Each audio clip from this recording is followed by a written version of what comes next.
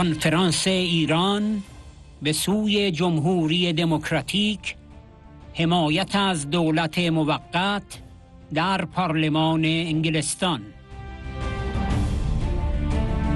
سخنرانیهای بلکمن، نماینده پارلمان انگلستان، رئیس مشترک کمیته بین المللی پارلمانترها برای ایران دموکراتیک، بارونس ورما، عضو مجلس اعیان انگلستان، معاون پارلمانی وزارت توسعه بین المللی 2016، شانون، نماینده مجلس عوام انگلستان. بلکمن: اعلام دولت موقت انتقالی گامی شجاعانه و آینده نگرانه در راستای تحقق یک جمهوری دموکراتیک در ایران است. We together are meeting at quite an extraordinary time in history for Iran. It's urgent, and we obviously need to ensure that a legitimate government is elected into office in Iran rather than the theocratic regime which has brutally ruled Iran for so long. They are at the moment clinging to power through executions, repression, censorship and fear. And as you know, the NCRI announced the formation of a provisional government to transfer sovereignty to the people of Iran and to establish the democratic republic that we all believe in, based on Maryam Rajavi's 10-point plan. And I warmly welcome you on behalf of everyone, Maryam, for the historic establishment of the provisional transitional government. This is a courageous and visionary step towards the realisation of a democratic republic in Iran. Now, I don't know about other colleagues, but 2 weeks ago, when things looked as if things were going to erupt, I received more than 10,000 emails calling on me to support the prescription of the IRGC. As someone who's campaigned for the last 16 years for the prescription of the IRGC, I felt this was a bit rich.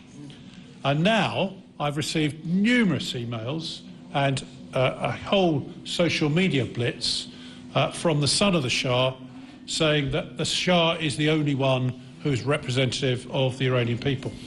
So let me be very clear. He may have been around for a while, but he's been hibernating.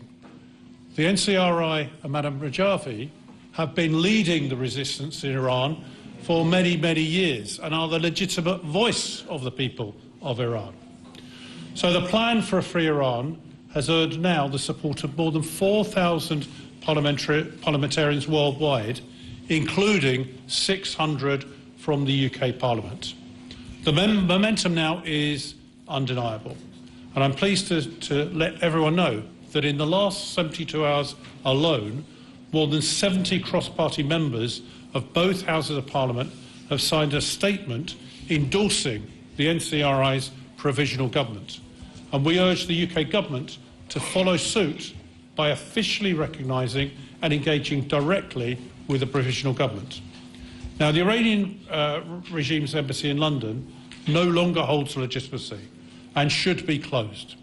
We must recognise the democratic opposition as the true voice of the people of Iran, and I anticipate that the number of signatories endorsing the provisional government will increase by the hour. And we all hope that regime change is coming and coming soon. But it's now down to the people of Iran to decide. While some speak of return of the Shah, they forget that his father was equally as brutal, with Savak acting as his version of the IRGC. So the alternative is clear. Maryam Rajavi and her 10-point plan for a free Iran. And let's be clear what that means. Free and fair elections based on universal suffrage, a pluralistic republic founded on the separation of religion and state, full gender equality in political, social and economic life, the abolition of the death penalty, an independent judiciary and the rule of law, autonomy and equal rights for Iran's ethnic minorities, and a non-nuclear Iran committed to peaceful coexistence. That's not a vague aspiration, it's a detailed democratic blueprint. It aligns fully with the values that we in the UK claim to defend. Human rights, secular governance, equality before the law and peaceful international engagement. That's why the regime fears what we have to offer. Stability won't come from managing this regime. It will come from empowering the Iranian people and recognising their organised resistance. So, quite clearly, we must move, not just from the 10-point plan, but make sure we move from words to action.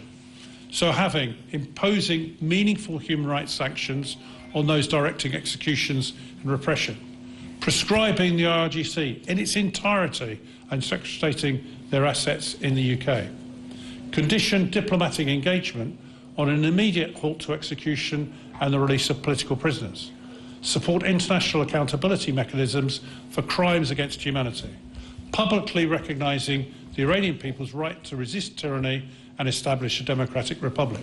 Now, we all want democratic change led by the Iranian people themselves, organised, principled and grounded in a clear constitutional vision. So Maryam Rajavi's 10-point plan demonstrates that the choice facing Iran is not chaos versus theocracy, it is dictatorship versus democracy. So the Iranian people have made their choice. Supporting this democratic alternative is not only a moral obligation, it's a strategic investment in a future Iran that can be a force for peace, stability and cooperation rather than repression and conflict. We know that Iran has led to the conflicts across the Middle East in all the various different Middle Eastern countries. Now is the time for Iran to play its full part as being a peaceful coexistence with its neighbours. So the future of Iran doesn't belong to the executioner, it belongs to the people, and they are ready.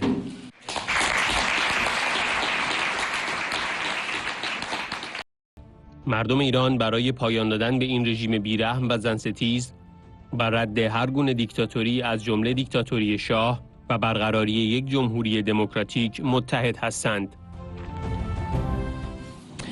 My dear sister, my friend, honourable and noble colleagues, distinguished guests, members of the Anglo-Iranian community, it is a privilege to be here today at this timely meeting. And I warmly welcome you all, especially my appreciation goes out to my dear friend Maryam, who has been stalwart in this fight for all the years I've known her. I warmly welcome the true pioneer for women's rights and democracy in Iran and the Middle East, as you, Madam Rajavi, stressed at the International Conference on the 21st of February in Paris, in anticipation of International Women's Day. A generation of women has taken responsibility and leadership roles within the Iranian resistance. In this uprising, women have shown they are not just powerless victims, but the very force for change. For this reason, the organized resistance has withstood the regime's massacres and terrorism for over 40 years, and resistance units across Iran are propelling the popular movement for a democratic revolution. Even in the face of unimaginable brutality, Iranian women have consistently led these efforts. They have played a pivotal and historic role in the struggle for democracy, freedom and justice in their country. What I want to emphasize today is that any viable democratic alternative for Iran's future must not only advocate, but actively implement complete gender equality in the realms of political, social, cultural and economic rights and equal participation of women in leadership. This is precisely the vision Maryam's 10-point plan offers, giving the women and girls in Iran the means and opportunity to dismantle the gender apartheid in Tehran and shape a brighter future for the whole of Iran. Recently, the NCRI announced a provisional government based on Madam Rajavi's 10-point initiative to transfer sovereignty to the people of Iran and establish a democratic republic. With this provisional government and the courageous women and girls constituting nearly half of Iran's population, there is reason for hope and optimism. If we stand with them and provide both moral and practical support, the Iranian people are united in their determination to end the brutal and misogynistic regime, reject all forms of dictatorship, including the Shah's, and establish a truly democratic republic.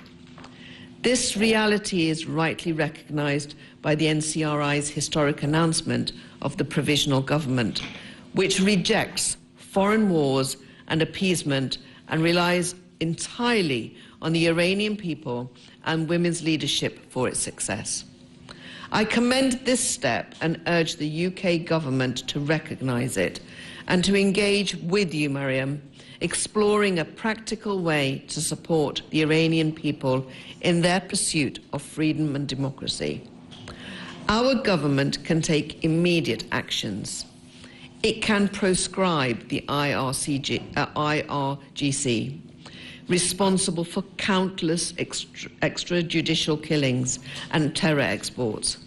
Secondly, the UK should collaborate with its allies at the UN to develop a mechanism holding the Iranian regime accountable for its crimes against humanity.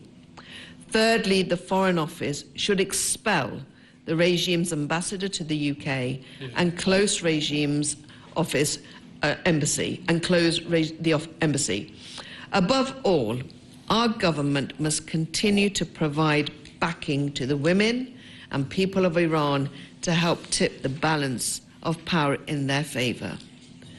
My friend, my sister, and all Iran's women watching today, please know this Parliament stands with you in your fundamental fight for freedom and democracy. Let me assure you that your voice is echoed and represented by the NCRI every day in Parliament. You have all our commitment and solidarity until Iran is free. I look forward to seeing you.